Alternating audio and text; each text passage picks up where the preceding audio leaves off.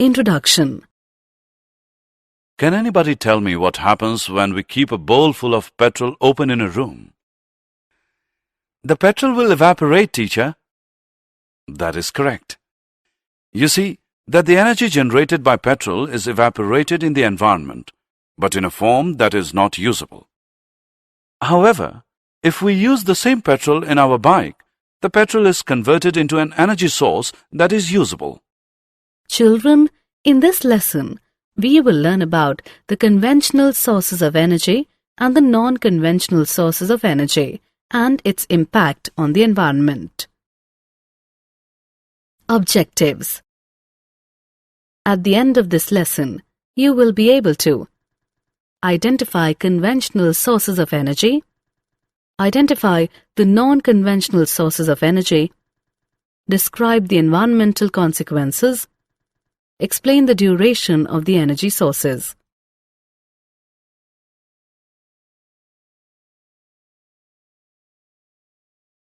A good energy source.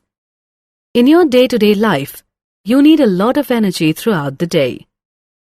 All physical activities that you perform require energy. Also, this energy comes from a source that would give you the required energy to perform any activity. You need to keep in mind that any good energy source must assist you in performing a large volume of work, be easily available, be easy to store and move from one location to another, be affordable.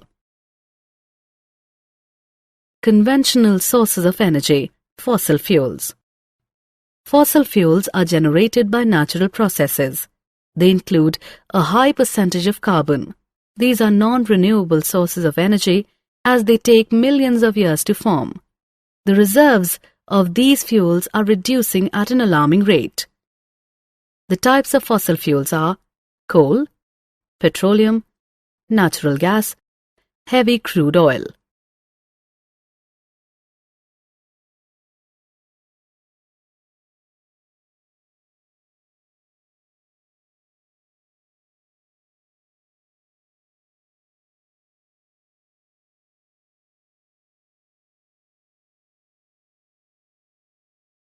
Conventional sources of energy, thermal power plants. A thermal power plant is an industry where energy is generated by steam. Here, water is heated and then it is turned into steam. This in turn spins a steam turbine, driving an electrical generator. After it passes through the turbine, the steam is condensed in a condenser and recycled to where it was heated.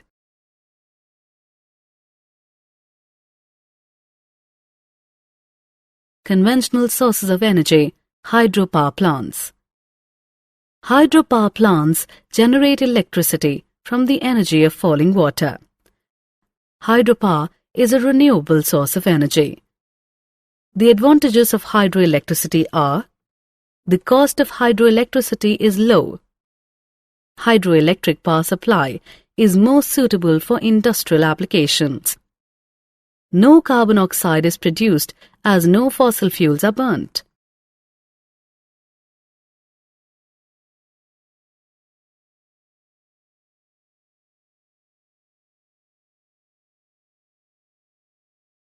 Did you know?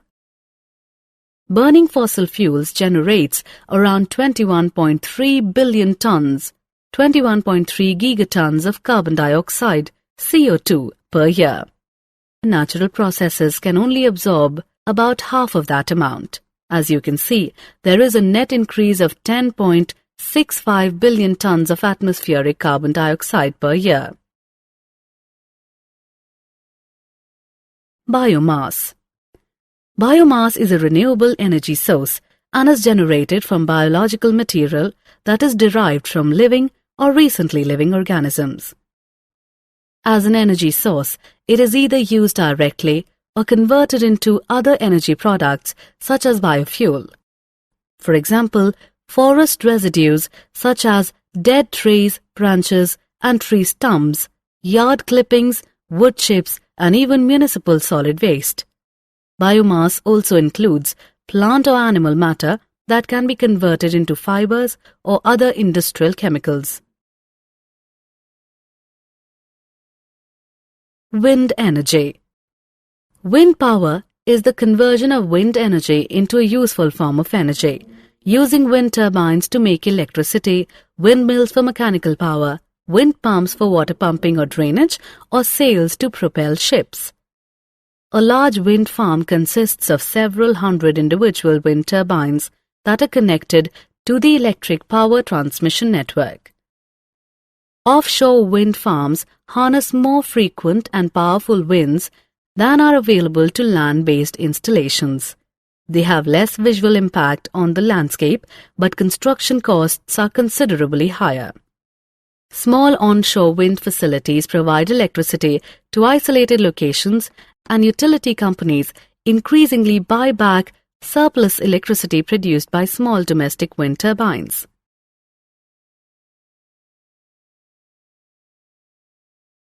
Did you know? All large wind turbines have the same design, a horizontal axis wind turbine with an upwind rotor with 3 blades, attached to a nacelle on top of a tall tubular tower. In a wind farm, individual turbines are interconnected with a medium voltage power collection system and communications network. At a substation, this medium voltage electric current is increased in voltage with a transformer for connecting to the high voltage electric power transmission system.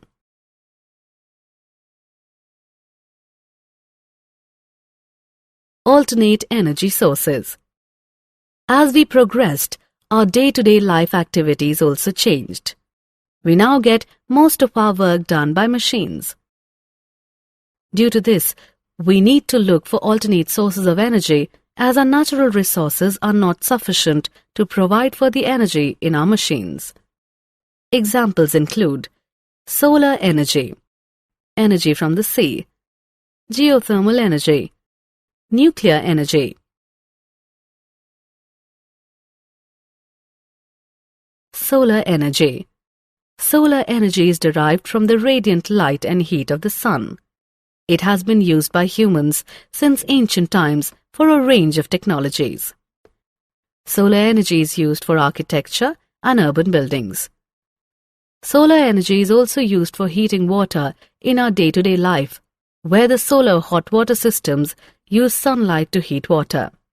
In low geographical latitudes, the domestic hot water usage is provided for with temperatures up to 60 degrees Celsius by solar heating systems. The most common types of solar water heaters are evacuated tube collectors and glazed flat plate collectors, generally used for domestic hot water, and unglazed plastic collectors used mainly to heat swimming pools.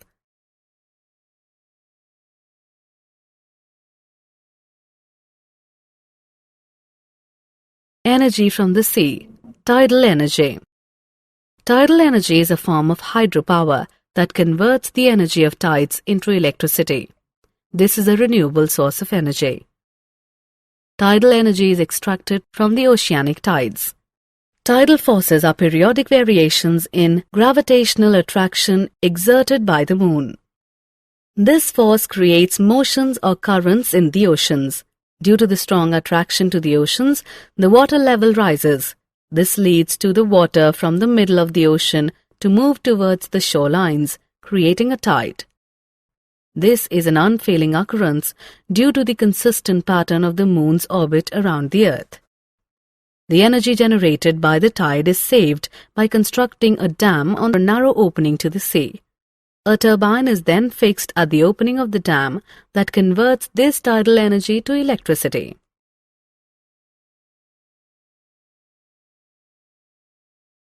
Energy from the sea. Wave energy. Wave energy is the generation of energy by oceanic waves. We can capture this energy to do useful work, for example, electricity generation, water desalination, or the pumping of water into reservoirs. Waves are generated by wind passing over the surface of the ocean. As long as the waves move slower than the wind speed above the waves, there is an energy transfer from the wind to the waves. Both air pressure differences between the upwind and the wave crest, as well as friction on the water surface by the wind, makes the water undergo shear stress that causes the growth of the waves and in turn helps in generating wave energy.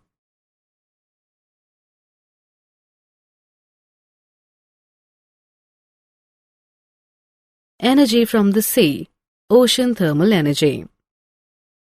Ocean thermal energy uses the temperature difference between cooler deep surface and warmer shallow surface ocean waters to run a heat engine and produce useful form of energy, mainly electricity. The heat engine gives greater efficiency and power when it is run with a large temperature difference. In the oceans, the temperature difference between surface and deep water is greater in the tropical areas, and other areas it is a modest 20 to 25 degrees Celsius. After the surface water is sufficiently warm, it is used to boil volatile liquid ammonia.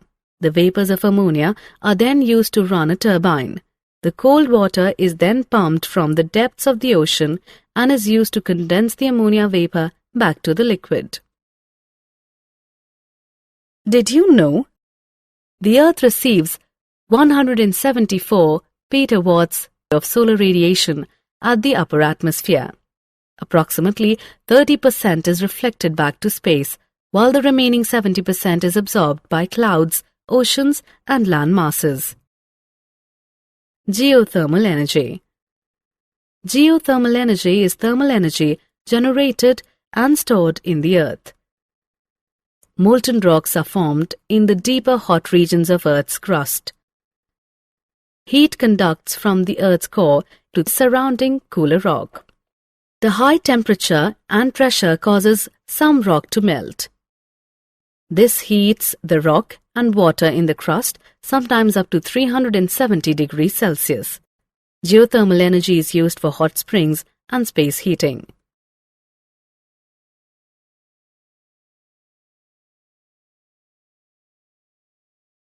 Nuclear energy.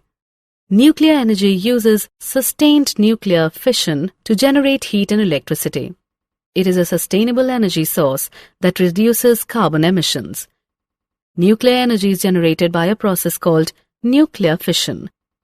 In this process, the nucleus of heavy uranium, plutonium, or thorium is bombarded with low-energy neutrons. This atom is then split into lighter nuclei. A tremendous amount of energy is released. For example, the fission of an atom of uranium produces 10 million times the energy produced by the combustion of an atom of carbon from coal. Environmental consequences. Using any source of energy affects the environment around us. Therefore, before exploiting any energy source, ensure that it does not disturb the environmental balance and is harnessed judicially. Renewable sources of energy last for as long as they keep generating, whereas non-renewable energy runs out. We have to be judicious in our selection of energy, the purpose of the energy being used, and the actual usage of the energy.